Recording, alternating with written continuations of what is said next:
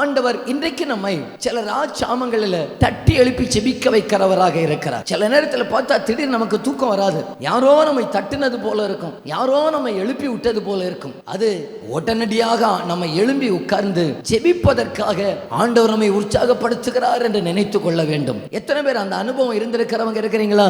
கையை உயர்த்தி காமிங்க பார்க்கலாம். ராமேன்னு சொல்லிருங்க பார்க்கலாம். ஆண்டவர் நம்மை ஜெபிக்க வைப்பார். 2 நாளைக்கு எழுப்புவார்.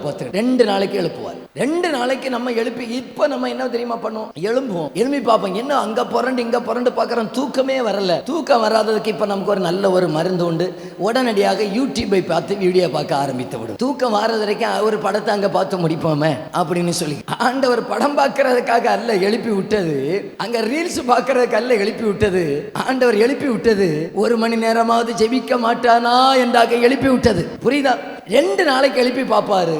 3வது நாளைக்கு சொல்வாரு, நீ எழும்பாதான் கிடந்து உறங்குன்னு. அப்படிதானே சொன்னார். 2 தடவை எழுப்பி பார்த்தார். 3வது வாட்டி சொன்னாரு, என்ன பிடிக்கிற நேரம் வந்தாச்சு, இனி பிள்ளை கிடந்து உறங்கு. இனி 3வது வாட்டி ஜெபம் பண்ண சொன்னாரு, படுத்து தூங்குன்னு சொன்னார்.